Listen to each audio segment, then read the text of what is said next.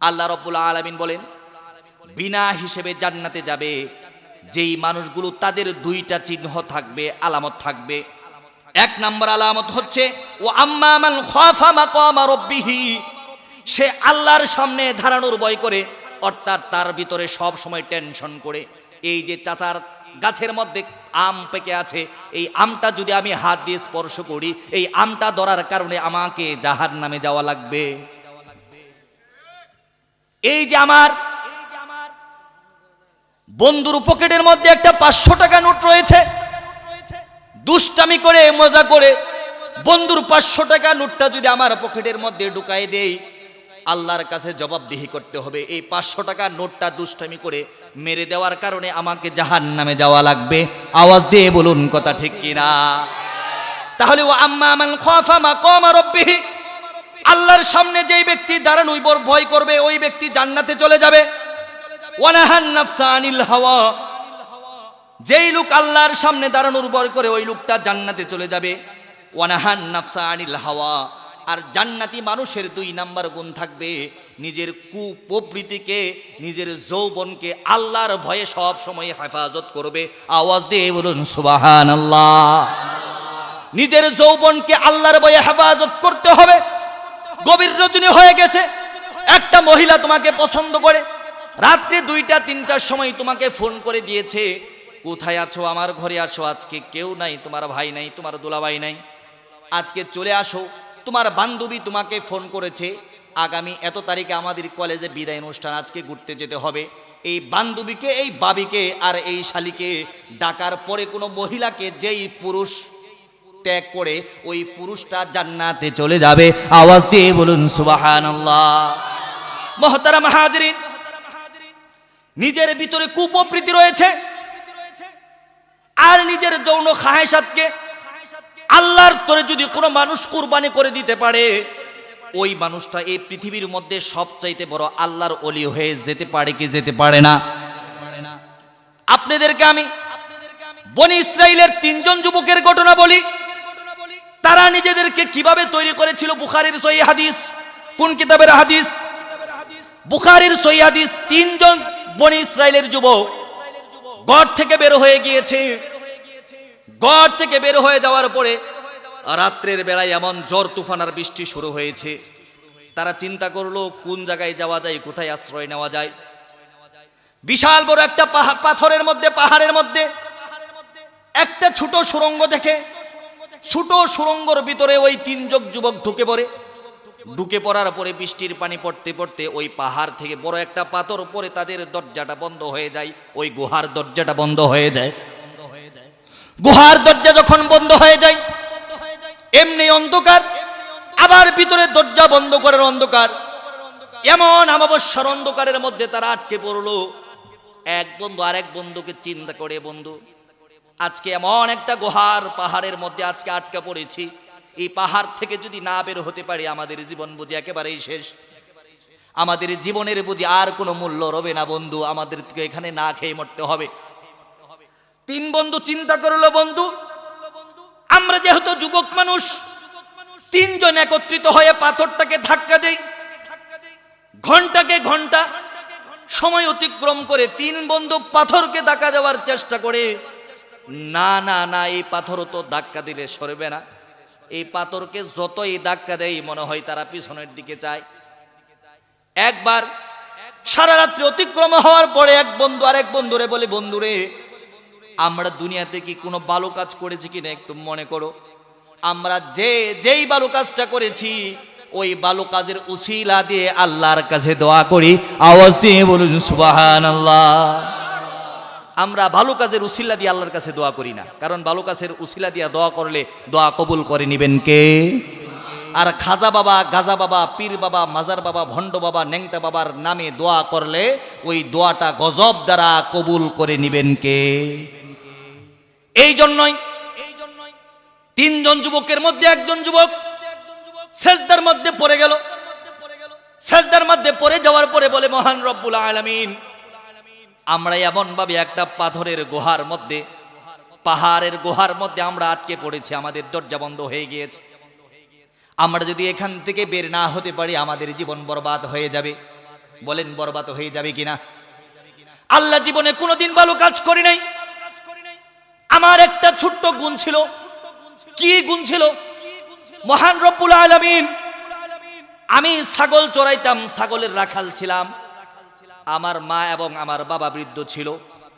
প্রত্যেক দিন দুধ দহন করে নিয়ে আসতাম।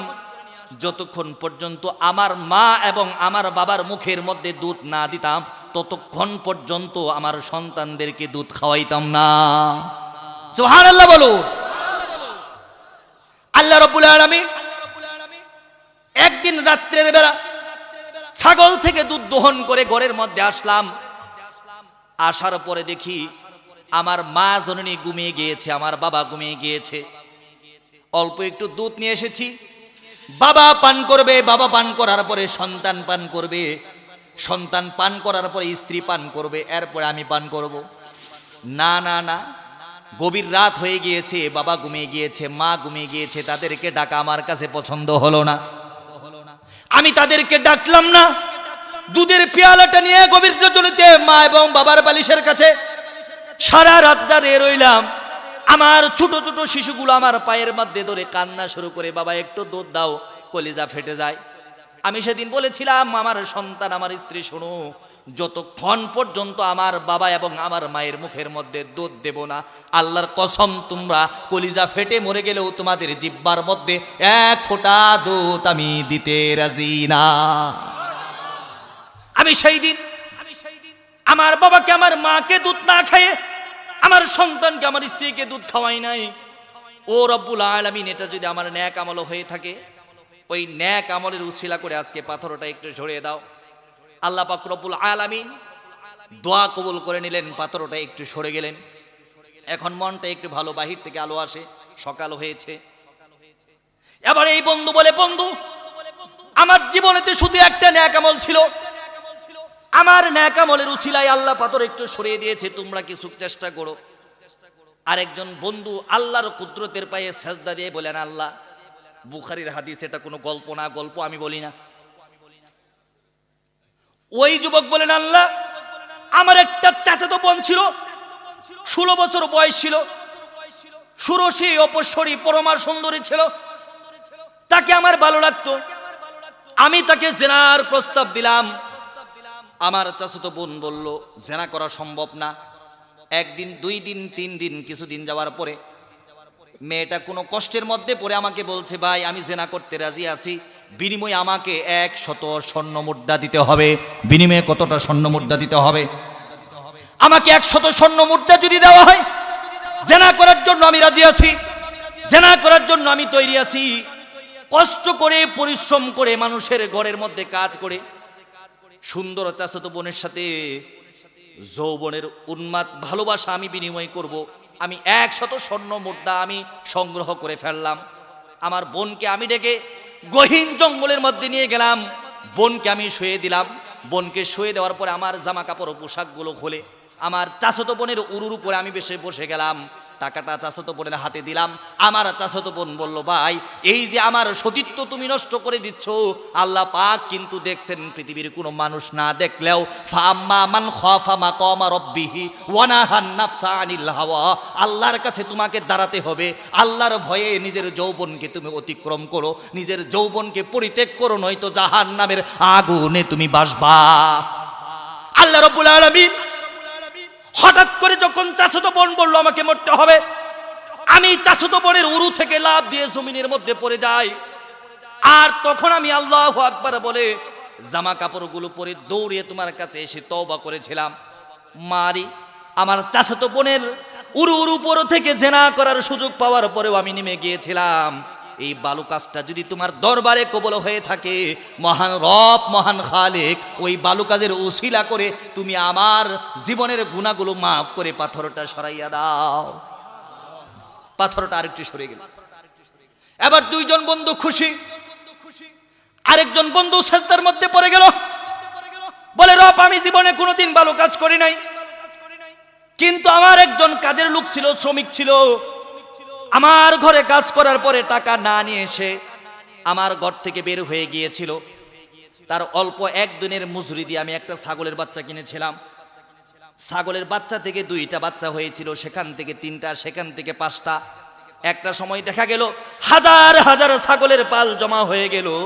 দীর্ঘ 10 বছর 20 বছর পরে লোকটা আসে, আসার পরে বলে, চাচা যান, আমি আপনার কাছে একদিন কাজের ময়না পেতাম, ওই টাকাটা আমাকে ফেরত দেন। আল্লাহ গো, আল্লাহর কসম, আমি ইচ্ছা করলে একদিনের টাকা দিলেই হতো, আমি একদিনের টাকা দেই নাই।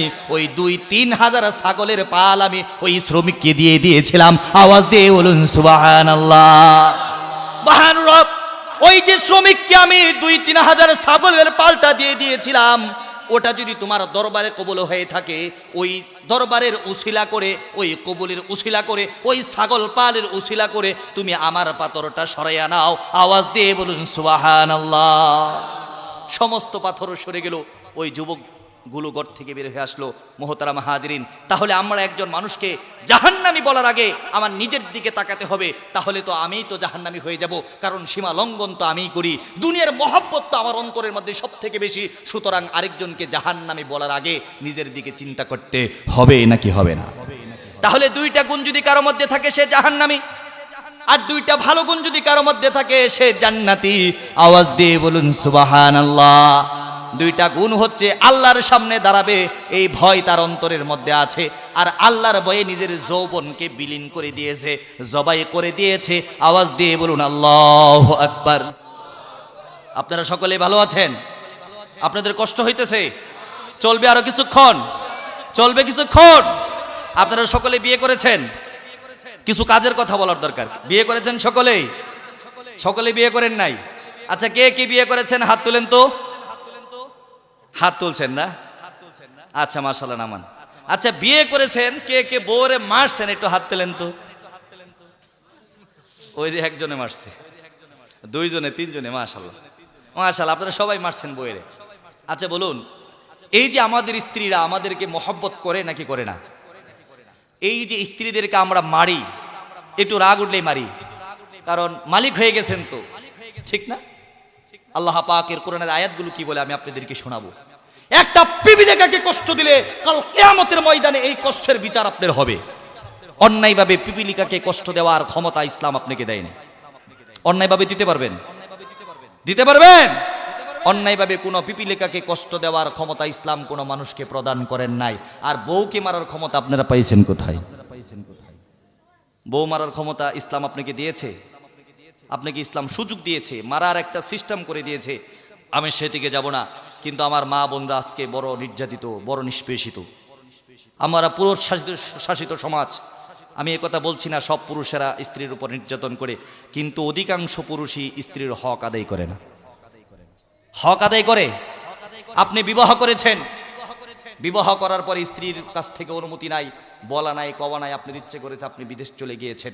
এই বিদেশ চলে যাওয়ার অনুমতি ইসলাম তোমাকে দেয় নাই, ইসলাম তোমাকে দেয় নাই। স্ত্রীর হক আদায় করে, স্ত্রীর সাথে মহব্বত পয়দা করে, স্ত্রীকে সন্তুষ্ট করে, খুশি করে, এরপরে তোমাকে বিদেশ যেতে হবে, এরপরে তোমাকে দাওয়াতে তাবলীগে যেতে হবে, এরপরে তোমাকে হজ করতে যেতে হবে, এরপরে তোমাকে মসজিদে যেতে হবে। আওয়াজ দিয়ে বলুন কথা ঠিক কিনা? স্ত্রীর সাথে ভালো ব্যবহার করতে আমরা একেবারেই রাজি না। স্ত্রীর সাথে ভালো ব্যবহার করতে আমরা কি না, একেবারেই রাজি না। একটা বিষয় আমি আপনাদেরকে আরেকটু বিষয় একটা শেয়ার করি। অনেক লোক আছে বাবা বিয়ে করিয়েছে, কি আর করা যাবে, বউ পছন্দ হয়েছে কিংবা হয় নাই, কিংবা 1 বছর 2 বছর 3 বছর সম্পর্ক করার পরে আরেকটা সুন্দরী মহিলার সাথে তার প্রেম হয়ে গেছে। এখন এই বউ তার কাছে একেবারেই ভালো লাগে না। ভালো লাগে না তো লাগেই না। 1 মাস 2 মাস 3 মাস 4 মাস 1 বছর 2 বছর 5 বছর এই স্ত্রীর সাথে সে শারীরিক সম্পর্কও করে না। আওয়াজ দিয়ে বলুন কথা ঠিক কিনা? এই ওয়াজটা আপনার বাংলাদেশের সমস্ত উলামায়ে কেরাম করবে না। এই ওয়াজ কোনো হুজুর করবে না, সব হুজুর করবে না, আমি করে যাচ্ছি। কারণ আজকে বড়ই কষ্ট লাগে, বড়ই দুঃখ লাগে। আমরা কথাই কথাই বউকে খোঁটা দিতে পারি, কথাই কথাই চুলের মুষ্টির মধ্যে ধরতে পারি, কিন্তু কথাই কথাই তার হক আদায় করতে আমরা রাজি না। আওয়াজ দিয়ে বলুন কথা ঠিক কিনা? এই যে আরেকটা লোকের মেয়ে আপনি ঘরের মধ্যে নিয়ে আসছেন, এই মেয়েটা ছোট ছিল, বাবা কষ্ট করে আস্তে আস্তে বড় করেছেন, অনেক যত্ন করেছেন। বাবা বাজার থেকে আসলে একটা চকলেট এনে সর্বপ্রথম আপনার ওয়াইফের হাতেই তুলে দিয়েছেন।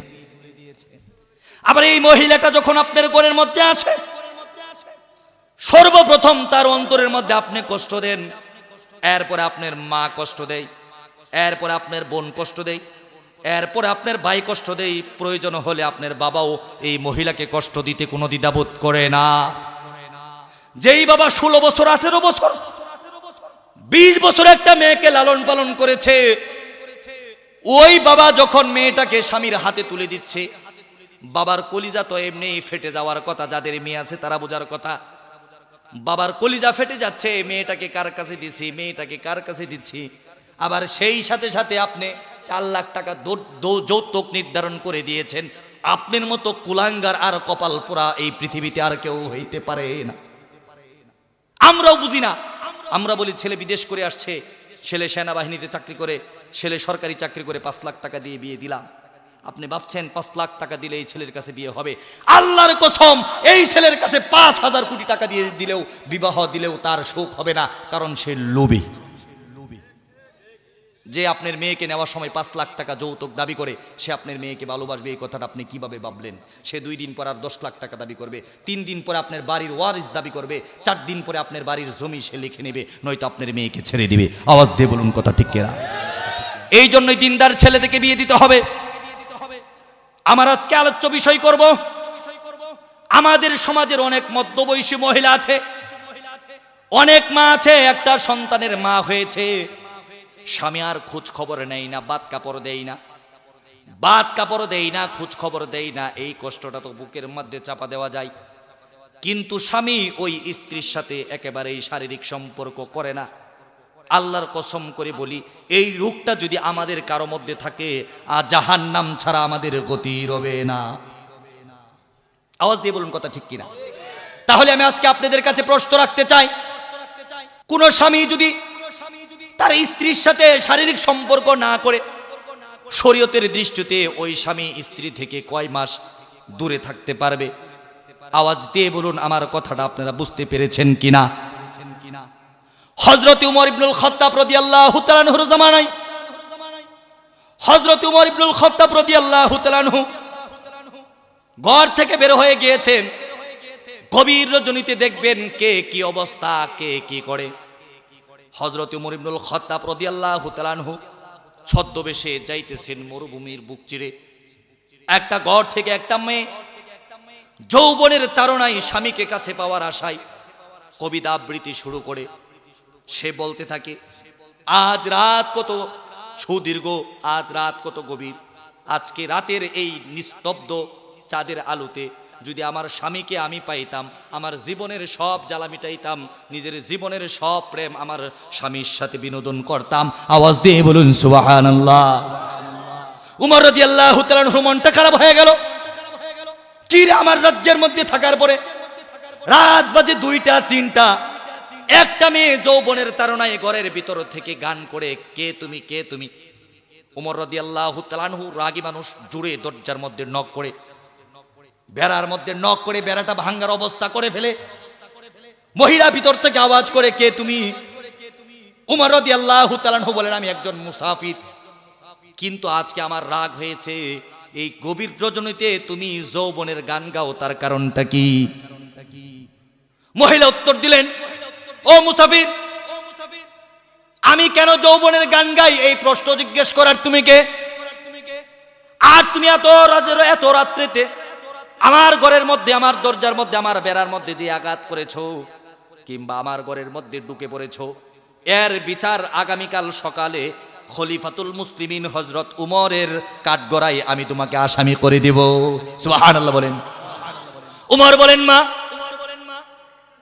আমি যদি ভুল করে থাকি তোমার কাছে ক্ষমা চাই, উমরের কাছে আমাকে আসামি বানায়ো না, কিন্তু তুমি বলো কেন তুমি গান করতেছো?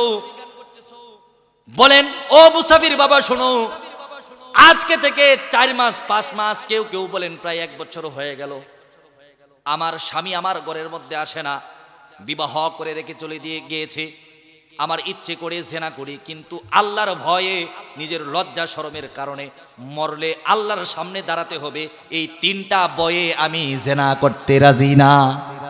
আল্লাহর ভয় আমার অন্তরে আছে, আমি মরলে আল্লাহর সাথে দাঁড়াতে হবে, আর আমার এই পিঠটা স্বামীর জন্য নির্ধারণ করা, সুতরাং আমি সওয়ারি হয়ে আমার পিঠের মধ্যে অন্য কোনো পুরুষকে আমি চড়াইতে পারি না, এই কারণে আমি জেনা করি না, নয়তো আমার খাহেসাতে এত বেশি আমি গুনাহ করতে দ্বিধাবোধ করতাম না। হযরত উমর ইবনুল খাত্তাব রাদিয়াল্লাহু তাআলা আনহু মনটা খারাপ হয়ে গেল। তোমার স্বামী কোথায় গিয়েছে, কি করে তোমার স্বামী আমাকে বলো, তোমার স্বামীকে দেশে আনার ব্যবস্থা আমি করে দেব। না না চাচা যান, আপনি এই ব্যবস্থা করে দিতে পারবেন না। ছদ্মবেশী উমর বলেন, কেন কেন আমি কেন ব্যবস্থা করে দিতে পারবো না? আমার স্বামীকে আজকে থেকে অনেক দিন আগে উমর ঘর থেকে ধরে নিয়ে গিয়ে আমার স্বামীকে সেনাবাহিনীর চাকরি দিয়েছে। এই মদিনা মক্কা থেকে আমার স্বামীকে উমর বহু দূর দেশের মধ্যে পাঠাইয়া দিয়েছে। আওয়াজ দিয়ে বলুন সুবহানাল্লাহ। উমর বলে, মা তুমি টেনশন করো না, তোমার ব্যবস্থা আমি করে দিচ্ছি। এবার উমর চিন্তার মধ্যে পড়ে গেল। তার মেয়ে ছিল, নাম ছিল হাফসা রাদিয়াল্লাহু তাআলা আনহা। দৌড়ে গিয়েছেন আপন মেয়ের সাথে, একটু চিন্তা করে মুসলমান বুঝো, হাসলে হবে না, কাঁদলে হবে না। ইসলামটা এই পৃথিবীতে এমনিই পয়দা হয় নাই। আওয়াজ দিয়ে বলুন কথা ঠিক কিনা? ইসলামটা এমনিই পয়দা হয় নাই। দৌড়ে গিয়েছে হাফসার কাছে, মা হাফসা তুমি তো নবীর স্ত্রী, আজকে তোমার কাছে আমার একটা প্রশ্ন জানার আছে। একজন স্বামী তার স্ত্রী থেকে কতদিন পর্যন্ত দূরে থাকতে পারে? মেয়ে বাবা প্রশ্ন করেছে, স্বামী কতদিন দূরে থাকতে পারে? সুন্দর মেয়ের চেহারাটা শরমে লজ্জায় লাল হয়ে গিয়েছে। মেয়ে নিজ দিকে তাকিয়ে চারটা হাতের আঙ্গুল তুলে দিয়েছেন। উমর মাথা দিয়ে ইশারা করেছেন, মা আমি বুঝতে পেরেছি, একজন স্বামী তার স্ত্রী রেখে ঘরের বাহিরে 4 মাস থাকতে পারে, এর বেশি থাকতে পারে না। এর বেশি যদি থাকে তাহলে স্বামীর গুনাহ হবে, স্ত্রীর হক নষ্ট হবে। আওয়াজ দিয়ে বলুন কথা ঠিক কিনা? আল্লাহ পাক রব্বুল আলামিনের আয়াত নাজিল করে দিয়ে, আয়াত আগেই নাজিল হয়েছে। উমর ইবনুল খাত্তাব রাদিয়াল্লাহু তাআলা আনহু, লিল্লাযীনা ইউলুনা মিন নিসাইহিম তারাব্বুসু 4 আশহুর ফাইন ফাউ ফাইন্নাল্লাহা গফুরুর রহিম। আওয়াজ দিয়ে বলুন সুবহানাল্লাহ। আল্লাহ রাব্বুল আলামিন বলেছেন, তোমরা যদি কেউ শপথ করো স্ত্রী থেকে দূরে থাকবা, তাহলে 4 মাস থাকতে পারো, এর বেশি থাকতে পারো না। যদি শপথ করো স্ত্রী থেকে বিচ্ছিন্ন হয়ে যাবা, 4 মাস পরে হলে স্ত্রীর কাছে চলে আসবা, আর না হলে সসম্মানে স্ত্রীকে তালাক দিয়ে মুক্ত করে দিবা, সে যেন আরেকটা স্বামীকে বিবাহ করে নিজের যৌবন, নিজের খাহেসাত পূরণ করতে পারে। এরপরেও ইসলাম কখনো জেনার কাজ সমর্থন করে না। আওয়াজ দিয়ে বলুন কথা ঠিক কিনা? হযরত উমর ইবনুল খাত্তাব রাদিয়াল্লাহু তাআলা আনহু সেই সুদূর দেশের মধ্যে খবর পাঠাইলেন। আব্দুল্লাহ ইবনে সাদ ছিল ওই যুবকের নাম। আব্দুল্লাহ ইবনে সাদকে তার ছুটির ব্যবস্থা হয়েছে। আব্দুল্লাহ ইবনে সাদ দৌড়ে এসে খলিফাতুল মুসলিমিন উমরের দরবারে এসে হাজির। প্রায় বছর হয়ে গেল, স্ত্রীর সাথে দেখা হয় না। খলিফাতুল মুসলিমিন বলেন, আব্দুল্লাহ ইবনে সাদ তোমার ছুটির ব্যবস্থা হয়েছে, যতদিন ইচ্ছে আমি উমর ইবনুল খাত্তাবের কোনো অভিযোগ নাই। আব্দুল্লাহ ইবনে সাদ মুস্কি হাসি, স্ত্রীর সাথে দেখা হবে, মুখটা লাল হয়ে গেছে খুশি। উমর বলেন, আব্দুল্লাহ আমাকে তুমি ক্ষমা করে দিও, আর তোমার স্ত্রীকে বলিও ছদ্মবেশে যেই লোক তোমার ঘরের মধ্যে হানা দিয়েছিল ওটা কোনো ডাকাত সন্ত্রাস ছিল না, ওটা ছিল মদিনা মক্কার প্রেসিডেন্ট হযরতে উমর ইবনুল খাত্তাব রাদিয়াল্লাহু তাআলা আনহু। স্বামী স্ত্রীর কাছে আসেন, স্ত্রী স্বামী রাত্রি, স্ত্রী স্বামীর সারা রাত্রি আলিঙ্গন হলো, ভালোবাসা বিনিময় হলো। আদর করতে করতে স্ত্রী এক সময় বলেন, ও আমার স্বামী, গতকালকে একটা লোক আসছিল, আসার পরে আমি তাকে অনেক বকছি, আর বলেছি তোমার নামে উমরের আসামির কাঠ গড়াই, উমরের রাজ কাঠ গড়াই, তোমার নামে 3টা মামলা দায়ের করব। স্বামী মুস্কিয়ে হেসে দিয়ে বলেন, আমার প্রাণপ্রিয় স্ত্রী, যেই লোকটা তোমার ঘরের মধ্যে এসেছিল ওই লোকটা ডাকাত ছিল না, ওই লোকটা সন্ত্রাস ছিল না, ওই লোকটা মুসাফির ছিল না, ওই লোকটা ছিল গরিবের বন্ধু। এই বাংলার উন্নয়ন, এই রাষ্ট্রের উন্নয়ন, এই পৃথিবীর উন্নয়নের রূপকার হযরতে উমর ইবনুল খাত্তাব রাদিয়াল্লাহু তাআলা আনহু। আওয়াজ দিয়ে বলুন সুবহানাল্লাহ। মুহতারাম হাজিরিন, তারা ছিলেন আমাদের বাদশা, তারা ছিলেন আমাদের রাজাধিকার। আমি আপনাদেরকে বলতে চাই, কোন স্বামী যদি তার স্ত্রীকে রেখে 4 মাসের বেশি তার যৌবনের হক নষ্ট করে, এই কারণে আল্লাহর কাছে পাকড়াও হতে হবে নাকি হবে না? কিন্তু এখন প্রশ্ন, হুজুর আমরা বিদেশ থাকি, আমরা তো ইচ্ছা করলেই 4 মাস পরে ছুটি পাবো না। আওয়াজ দিয়ে বলুন কথা ঠিক কিনা? তাদের মন খারাপ হবে নাকি হবে না? কিন্তু তাদের কাজ হচ্ছে স্ত্রীর সাথে বিদেশ যাওয়ার সাথে যে বিদেশ যাওয়ার সময় সমন্বয় করে নিতে হবে। বলতে হবে, প্রাণপ্রিয় স্ত্রী, এই যে তোমাকে বিয়ে করলাম, সন্তান আছে 2টা 3টা, বাংলাদেশের যে অবস্থা, রিক্সা চালাইলেও কফলের মধ্যে বাদ জুটে না। আওয়াজ দিয়ে বলুন কথা ঠিক কিনা?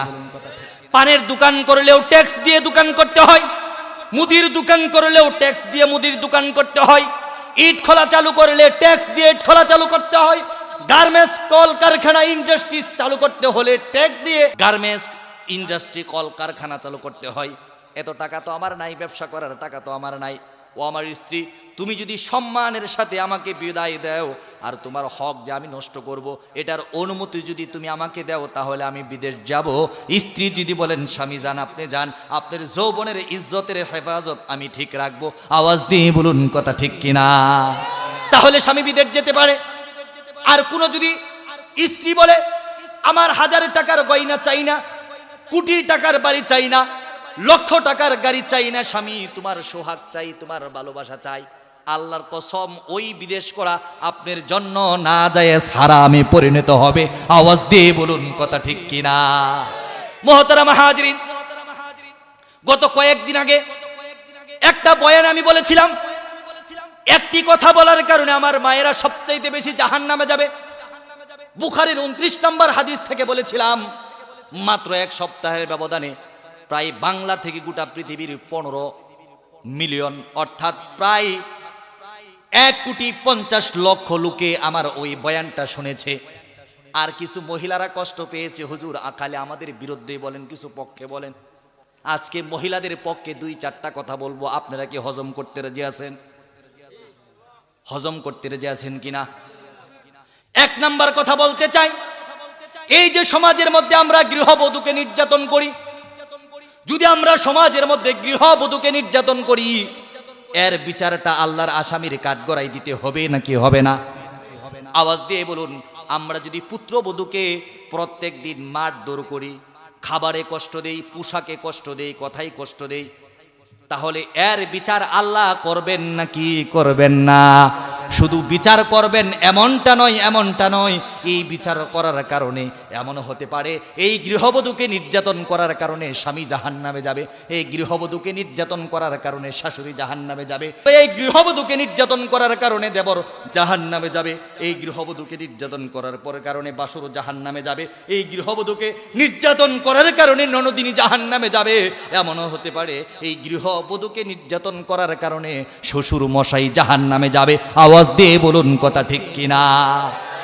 একটা মেয়ে বাবার ঘর ছেড়ে এসেছে, প্রত্যেক দিন বাবার ঘরের মধ্যে সুন্দর খাবার খাইতো, মাছের বড় পেটি, মাছের বড় মোড়া, মাছের মাথা নিজ হাত দিয়ে দিত, মজা করে খাইতো। কখনো বসে খাইতো, কখনো শুয়ে খাইতো, কখনো হেঁটে খাইতো। যদিও এটা খাওয়ার আদব না, অর্থাৎ ওখানে সে একদম স্বাধীন ছিল। আওয়াজ দিয়ে বলুন কথা ঠিক কিনা? ওই মেয়েটা যখন আপনার ঘরের মধ্যে আসে, সর্বপ্রথম কাজ হচ্ছে তাকে রান্না করতে হবে। ও মুসলমান মা বোন, তো রান্না করার জন্য পৃথিবীতে আসছে, রান্না তো মা বোন করবেই। একটু চিন্তা করে দেখুন, ওই যে মেয়েটা রান্না করেছে, রান্না করার সময় তার স্মৃতি মনে পড়েছে, বাবার ঘরের মধ্যে মাছের মোড়া খেতাম কি খেতাম না। এখন চিন্তা করে, মাছের মোড়া তো এখানে আমার জুটবে না। ওই মেয়েটা রান্না করেছে, স্বামীর জন্য খাবার দিয়েছে, স্বামী খেয়েছে, স্বামী বলে নাই তুমি খেয়েছো কিনা। শ্বশুরকে খাবার দিয়েছে, শ্বশুর জিজ্ঞেস করে নাই বৌমা তুমি খেয়েছো কিনা। শাশুড়িকে খাবার দিয়েছে, শাশুড়িও জিজ্ঞেস করে নাই বৌমা তুমি খেয়েছো কিনা।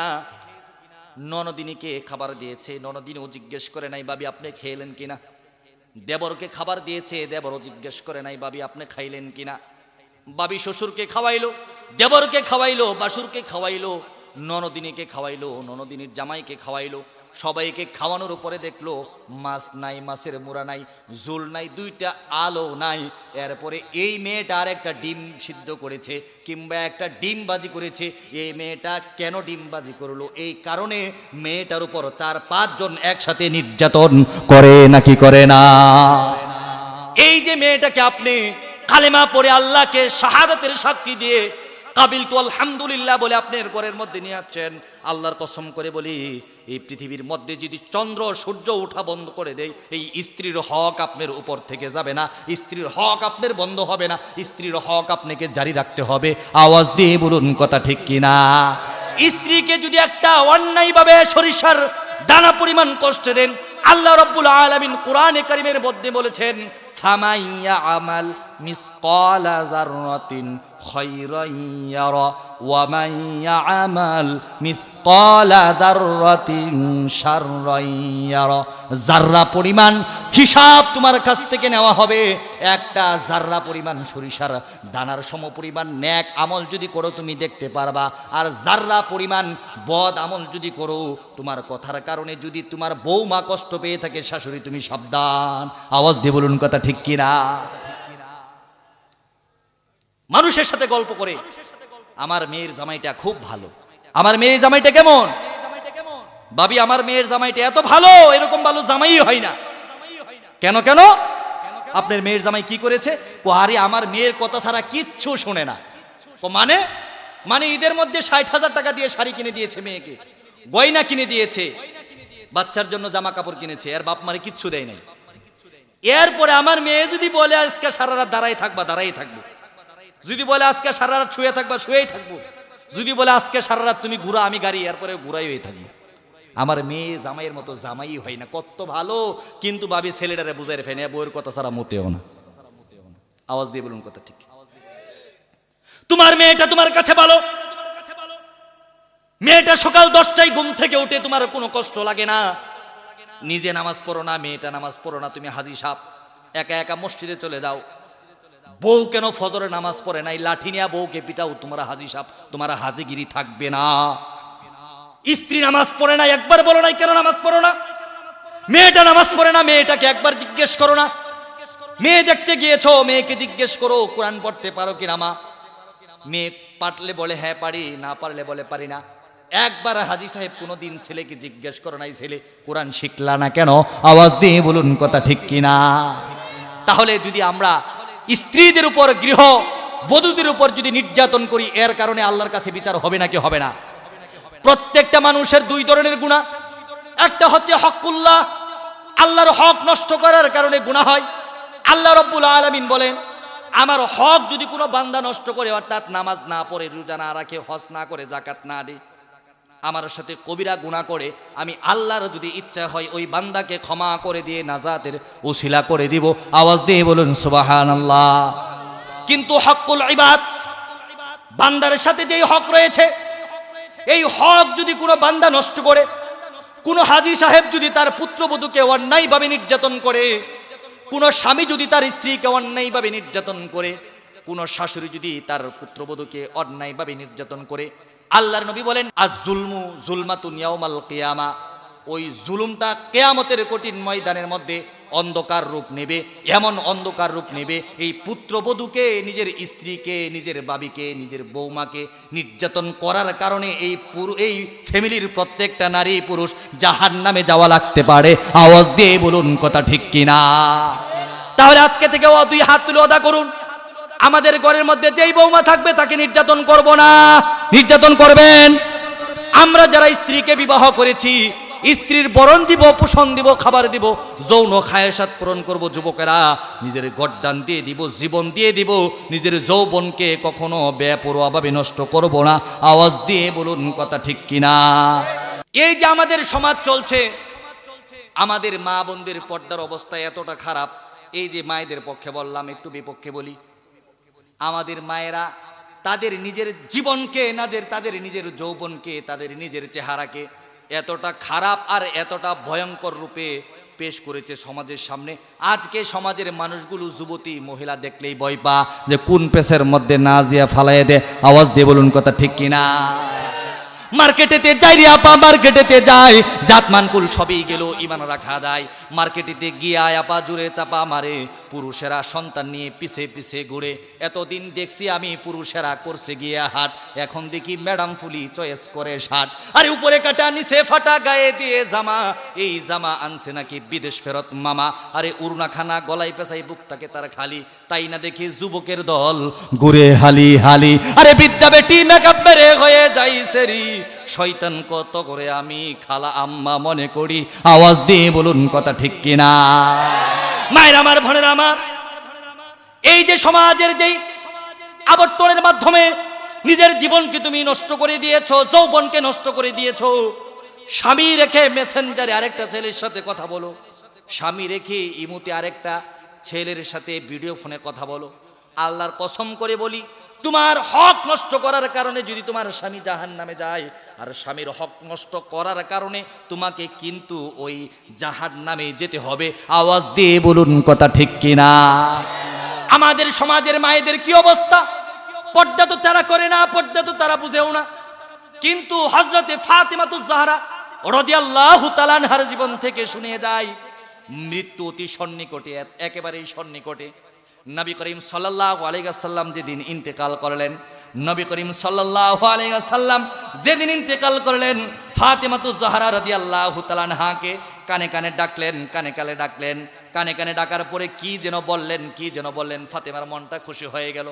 অর্থাৎ নবী করিম সাল্লাল্লাহু আলাইহি ওয়াসাল্লাম বলেছেন, ফাতেমা আমি আল্লাহর ডাকে সাড়া দিয়ে রফিকে আলা আল্লাহর সাথে সাক্ষাৎ করার জন্য চলে যাচ্ছি। ও আমার মা ফাতেমা, আমি ইন্তেকাল করব, আমার ইন্তেকালের পরে সর্বপ্রথম তোমার সাথে আমার দেখা হয়ে যাবে, তোমার সাথে আমার মোলাকাত হয়ে যাবে, তুমি টেনশন করো না। ফাতেমার মনটা খুশি হয়ে গেল। মুফাসসির কেরাম বলেন, মুহাদ্দিসিনে কেরাম বলেন 24 দিন 26 দিন, কেউ বলেছেন 4 মাস, কেউ বলেছেন সর্বোচ্চ 6 মাসের মধ্যে ফাতেমার ইন্তেকালের ঘন্টা বেজে গেল।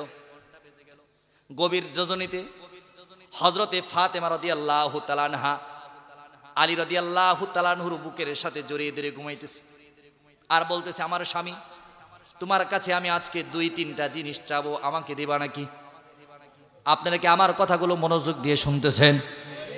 ও হাজার মানুষের ঢল, আজকে আমি আপনাদেরকে গভীর রজনীতে শোনাতে চাই, এই যে স্বামী স্ত্রী একত্রিত হয়ে শুয়ে থাকা, আমাদের সমাজের স্বামী স্ত্রীগুলো এমন ভাবে শুয়ে থাকে, রাত্রে 2টা-3টার সময় যায় ঘরের মধ্যে গিয়া জিজ্ঞেস করে না তুমি কি খাইছো। আবার স্ত্রী টেনশনও করে না স্বামীকে ভাত বেড়ে দিতে হবে, স্বামীর জন্য ভাত তৈরি করতে হবে, এটা বুঝেও না। আবার অনেক সময় 2 জন 2 হাতে মোবাইল নিয়েছি, স্ক্রিন টাচ, এওয়াসালা ফেসবুক, এওয়াসালা ফেসবুক। আওয়াজ দিয়ে বলুন কথা ঠিক কিনা? হযরতে ফাতেমাতুজ জাহরা রাদিয়াল্লাহু তাআলা আনহা এমন ডিজিটাল ছিলেন না, মা তোমার মতো ডিজিটাল ছিলেন না।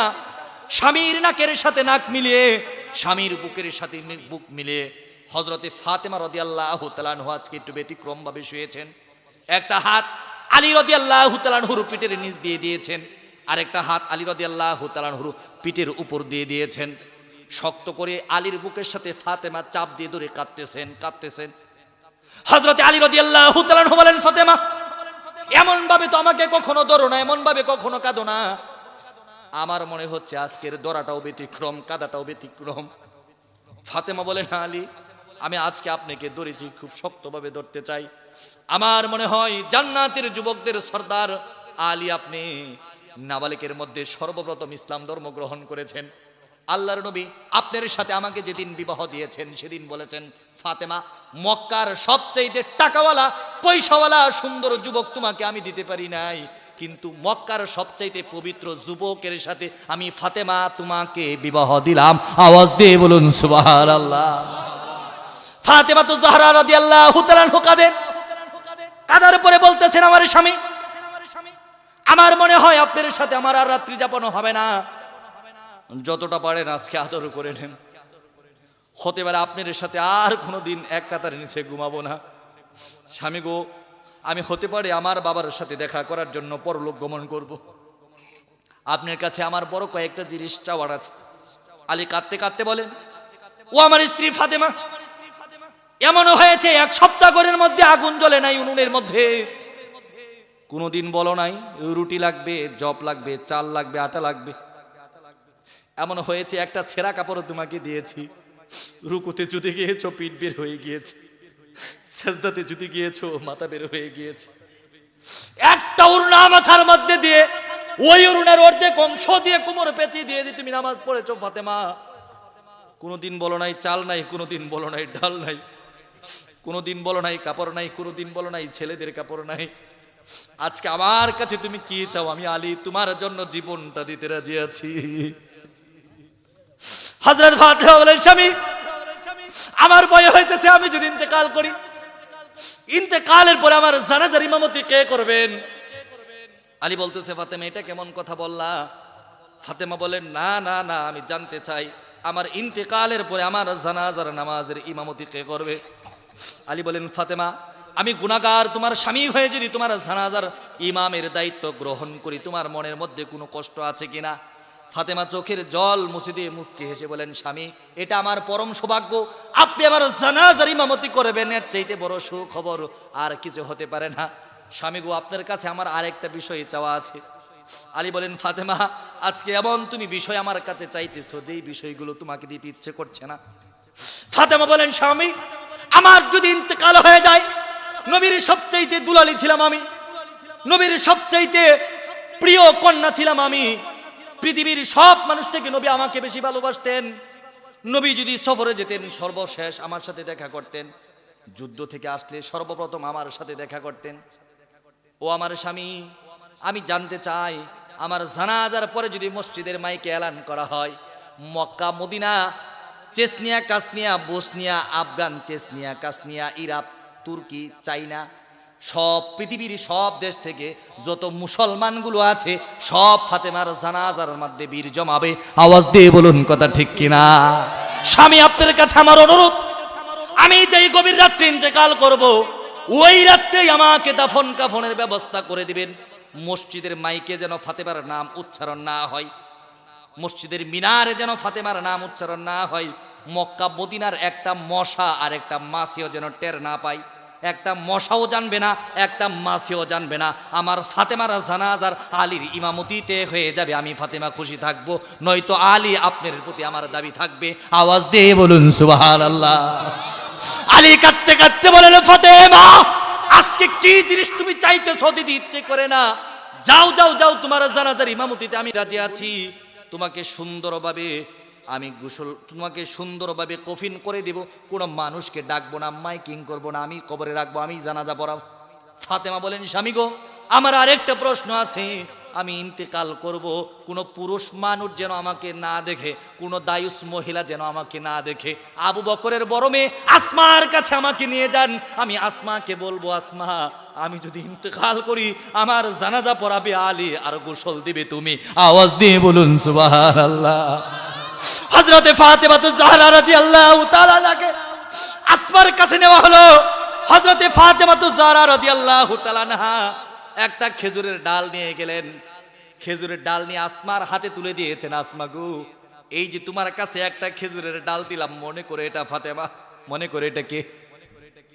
এই যে ফাতেমাকে তোমার হাতে তুলে দিলাম, আল্লাহর কসম বলে আমার কাছে অঙ্গীকার করো ফাতেমাকে তুমি গোসল করাবে, ফাতেমার সতর তুমি দেখবে না, শরীরের উপর একটা কাপড় বিছিয়ে দিবে। ফাতেমার বডিটা কেমন ছিল, ফাতেমার পেটটা কেমন ছিল, ফাতেমার মাথাটা কেমন ছিল, এগুলো তুমি দেখবে না, তুমি ডেকে ডেকে আমি ফাতেমার গোসল করিয়ে আলীর হাতে তুলে দিবে।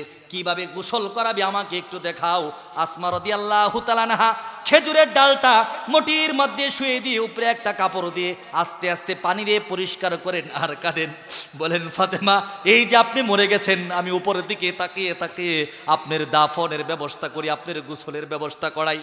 ফাতেমা হযরতে আসমার কপালের মধ্যে চুম্বন করে দিয়ে বলেছেন, আসমা তুমি হও জান্নাতবাসী, হোক আমার আলী জান্নাতবাসী, আমি আজকে আলীর প্রতি খুশি, আসমা তোমার প্রতি খুশি। ওই রাত্রেই ফাতেমা ইন্তেকাল করেন। আসমা রাদিয়াল্লাহু তাআলা আনহা ওইভাবেই গোসল করিয়ে হযরতে আলী রাদিয়াল্লাহু তাআলা আনহু মাত্র 4-5 জন মুসল্লি নিয়ে জানাজা পড়িয়ে সাথে সাথেই মাটি দাফন কাফন দিয়ে আল্লাহর কাছে ফাতেমার জন্য মাগফিরাতের দোয়া করেন। আওয়াজ দিয়ে বলুন সুবহানাল্লাহ। মুহতারাম হাজিরিন, আজকে আমাদের নারী সমাজ কোথায় গিয়েছে?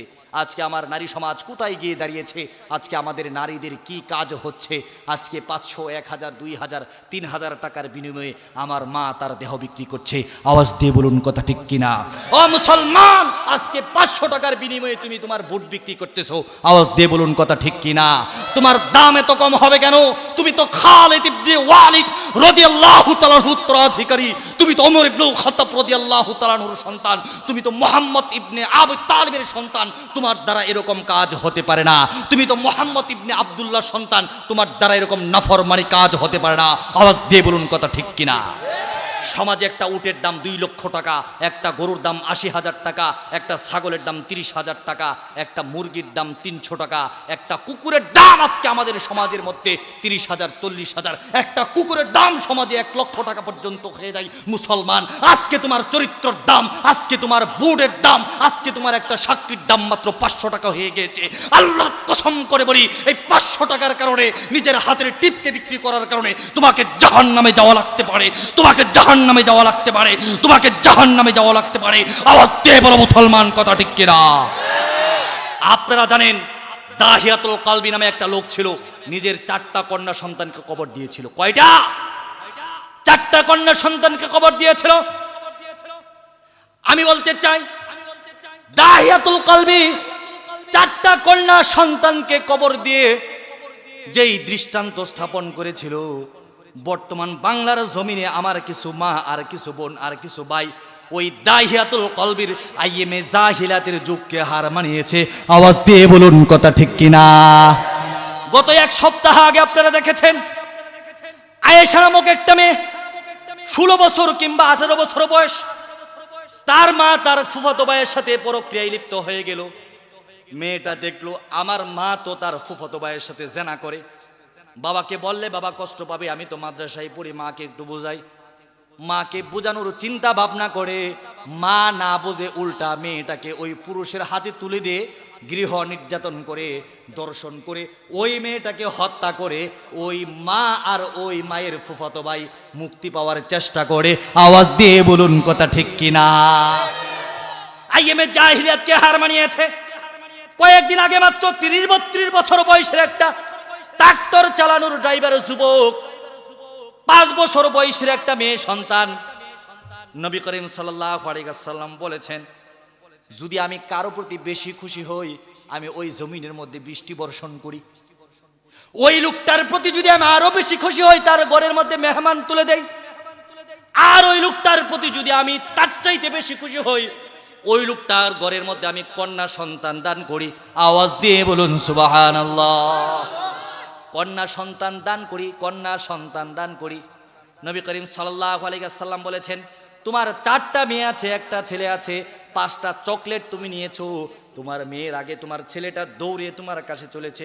আমি আল্লাহর নবী বললাম, 4টা মেয়ে সন্তানকে খুঁজে খুঁজে হাতের মধ্যে একটা করে চকলেট দিবে। চকলেট দেওয়ার পরে 5 নাম্বার চকলেটটা তোমার ছেলের হাতে তুলে দিবে, নয়তো আমার নবীর হাদিসের উপর আমল করা হবে না। আওয়াজ দিয়ে বলুন সুবহানাল্লাহ। ওই যে 30-32 বছর বয়সের যুবক পরক্রিয়া করে আরেকটা নারীর সাথে জেনা করে, মেয়েটা হাতে হাতে দেখে ফেলে। মেয়ে তো বাবার পিছনে পিছনে ঘুরে, মেয়ে তো বাবার পিছনে পিছনে ঘুরে। এক সময় মেয়েটা দেখে বাবা জেনা করতেছে। মেয়েটা বলল, বাবা তুমি এটা কি করতেছো? আম্মু আসলে আম্মুকে বলে দেব। বাবা চিন্তা করলো, যদি স্ত্রীকে বলে দেয় স্ত্রী চলে যাবে, শ্বশুর বাড়িতে বদনাম হবে, কি আর করা যায়, মেয়েটাকে হত্যা করে মেয়েটাকে জবাই করে ব্যাগের মধ্যে ভরে একটা নদীর মধ্যে ফেলে দেয়। আর সারাদিন মায়েকে একটা নিয়ে, রিক্সা একটা নিয়ে ঘুরে ঘুরে এলাচ করতে থাকে, অমুকের কন্যা অমুক আজকে সকাল 8 ঘটিকা থেকে নিখোঁজ হয়ে গিয়েছে। আওয়াজ দিয়ে বলুন নাউজুবিল্লাহ। আমি বলতে চাই, আরবের মক্কা নগরীতে দাহিয়াতুল কালবি তার জীবন্ত শিশুগুলো কন্যা দিয়ে যেই পাশ্চাত্য রচনা করেছিল, আজকে বাংলার জমিনে আয়েশার মায়ের মতো কুলাঙ্গার আর 5 বছর বয়সের বাচ্চারা বাবার মতো কুলাঙ্গার হয়ে ওই দাহিয়াতুল কলবির ঘটনাকে হার মানিয়েছে। আওয়াজ দিয়ে বলুন কথা ঠিক কিনা? পরিসমাপ্তির আরেকটা কথা আপনাদেরকে বলবো, এটা বলেই শেষ করে দিব। আমরা ছোটবেলা দেখতাম, আমরা যখন এসএসসি পরীক্ষা দিয়েছি, আমি ব্যক্তিগতভাবে দিয়েছি, এসএসসি পরীক্ষা দিয়েছি, ইন্টার পরীক্ষা দিয়েছি, এই যে আমরা যখন এসএসসি পরীক্ষা দিয়েছি তখন স্কুলের মধ্যে মাদ্রাসার মধ্যে বিদায় অনুষ্ঠান হতো কি হতো না? বিদায় অনুষ্ঠান হতো। বিদায় অনুষ্ঠানের পরে একজন হুজুর থাকতো, সূরা ফাতিহা তেলাওয়াত করতো, ইখলাস তেলাওয়াত করতো, অভিভাবক থাকতো, টিচার থাকতো। আমরা কেঁদে কেঁদে বক্তব্য দিতাম, বলতাম এই যে জামিয়ার ছায়ার নিচে ছিলাম, ওই যে অমুক স্কুলের ছায়ার তলে ছিলাম, আমার পিতৃতুল্য উস্তাদের সাথে কত বেয়াদবি করেছি, আল্লাহর হস্তে আজকে আমাদেরকে আপনারা মাফ করে দেন। আওয়াজ দিয়ে বলুন কথা ঠিক কিনা? কিন্তু আজকে সমাজের কালের অবর্তমানে আবহাওয়ার পরিবর্তনের মাধ্যমে আমাদের বিদায় অনুষ্ঠান পাল্টে গিয়ে হয়েছে র‍্যাগ ডে। কি নাম হয়েছে? একটু আওয়াজ দিয়ে বলুন, নামটা কি হয়েছে? নামটা কি হয়েছে? র‍্যাগ ডে মানে বিদায় অনুষ্ঠান। ছেলেটা যখন এসএসসি পরীক্ষা দিবে স্কুলে র‍্যাগ ডে হবে, মেয়েটা যখন ইন্টার পরীক্ষা দিবে স্কুলে র‍্যাগ ডে হবে, কলেজে র‍্যাগ ডে হবে। ছেলেটা যখন ভার্সিটিতে পরীক্ষা দিবে, ভার্সিটিতে চান্স পাওয়ার জন্য ছেলেটা আল্লাহর কাছে নামাজ পড়েছিল, এখন বুয়েট ইঞ্জিনিয়ার হয়েছে, ঢাকা বিশ্ববিদ্যালয় থেকে অনার্স করেছে, চাকরিতে যেতে হবে, মাস্টার্সে যেতে হবে, আল্লাহর প্রশংসা করাটাই শ্রেয় ছিল। আওয়াজ দিয়ে বলুন কথা ঠিক কিনা? না না না, পশ্চাৎ অপসংস্কৃতির ঘোর আধারে বাংলাদেশ নিমজ্জিত। আমার মেয়ে তার ঘরের শরীরের জামা খুলে একটা সাদা গেঞ্জি পরে নিল, আমার ছেলে তার টি শার্ট খুলে তার শার্ট খুলে একটা সাদা গেঞ্জি পরে নিল। এখন মেয়ে তার যত অশ্লীল নোংরা কথা আছে ছেলের গেঞ্জির মধ্যে লিখে দেয়। ছেলে তার যত অশ্লীল নোংরা কথা আছে ওই কথাগুলো লোক সমাজে বললেও অন্যায়, লোক সমাজে বললেও লজ্জা হবে। আওয়াজ দিয়ে বলুন কথা ঠিক কিনা? মেয়ে ছেলের শরীরের মধ্যে যৌনের আকার আকৃতি ইঙ্গিত করে, মেয়েটা ছেলের শরীরের মধ্যে যৌন আকার আকৃতি ইঙ্গিত করে যৌন কথা বলে, আর ছেলেটা মেয়ের গেঞ্জির মধ্যে যৌনের কথা বলে। এটাই হয় আমাদের সমাজের বিদায় অনুষ্ঠান। আল্লাহর কসম করে বলতে থাকি, এই বিদায় অনুষ্ঠান যদি বাংলাদেশের মধ্যে 20 বছর হয়, আগামী 20 বছর পরে প্রত্যেকটা স্কুল, কলেজ, ইউনিভার্সিটি বেশ্যাখানায় পরিণত হয়ে যাবে, বেশ্যাখানায় পরিণত হয়ে যাবে, বেশ্যাখানায় পরিণত হয়ে যাবে। আওয়াজ দিয়ে বলুন কথা ঠিক কিনা? আমি তাই স্পষ্ট ভাষায় বলতে চাই, প্রত্যেকটা কলেজ স্কুলের প্রফেসর প্রিন্সিপালকে বলতে চাই, আমি ঢাকা বিশ্ববিদ্যালয় সহ বাংলাদেশের সমস্ত বিশ্ববিদ্যালয়ের প্রফেসরদেরকে, অধ্যক্ষদেরকে বলতে চাই, বাংলাদেশের মধ্যে আগের মতো 1990 সালের মতো 2000 সালের মতো মিলাদের সেই বিদায় অনুষ্ঠান আপনারা ফিরিয়ে নিয়ে আসুন, নয়তো বাংলাদেশ আগামী 20 বছর পরে আমার ছেলে আমার মেয়ে স্কুল পড়ালেখা করতে গিয়ে নিজের চরিত্র হারাবে, নিজের ইজ্জত হারাবে, নিজের সম্মান হারাবে, নিজের দেহ বিক্রি করে দেবে। মুসলমান আওয়াজ দিয়ে বলো, মুসলমান কথা ঠিক কিনা? আমরা মুসলমান যতদিন বেঁচে আছি, আমার বাংলার স্কুল, আমার বাংলার কলেজ, আমার বাংলার ইউনিভার্সিটি কখনো বেশ্যাখানায় পরিণত করতে দেওয়া হবে না, কখনোই বেশ্যাখানায় পরিণত করতে দেওয়া হবে না। আমার ছেলে কোনো মেয়ের গেঞ্জির মধ্যে আঁকতে পারবে না, কোনো নাস্তিকের মেয়ে আমার ছেলের গেঞ্জির মধ্যে কোনো যৌন দৃশ্য, কোনো যৌনতামূলক উস্কানিমূলক কথা লিখতে পারবো না। আল্লাহর কসম করে বলি, প্রত্যেকেই যদি প্রত্যেকের ছেলে এবং মেয়েকে আমরা যদি নিয়ন্ত্রণ না করে এই দেশে বিবাহ প্রয়োজন হবে না। বিবাহ ছাড়াই আমেরিকা, লন্ডন, ব্রিটেনের মতো রাস্তার মধ্যে মানুষ একত্রিত হয়ে কুকুরের মতো যৌনাচার শুরু করে দেবে, কুকুরের মতো যৌনাচার শুরু করে দেবে, কুকুরের মতো যৌনাচার শুরু করে দেবে। আওয়াজ দিয়ে বলুন কথা ঠিক কিনা? আল্লাহ পাক রব্বুল আলামিন আমাদেরকে এই র‍্যাগ ডে নামে অপসংস্কৃতির ঘোর আধার থেকে হেফাজত করুন। সকলে বলুন আল্লাহুম্মা আমিন। ওয়া আখিরু দাওয়ানা আনিল হামদুলিল্লাহি রাব্বিল আলামিন। আসসালামু আলাইকুম ওয়া রাহমাতুল্লাহি ওয়া বারাকাতুহু।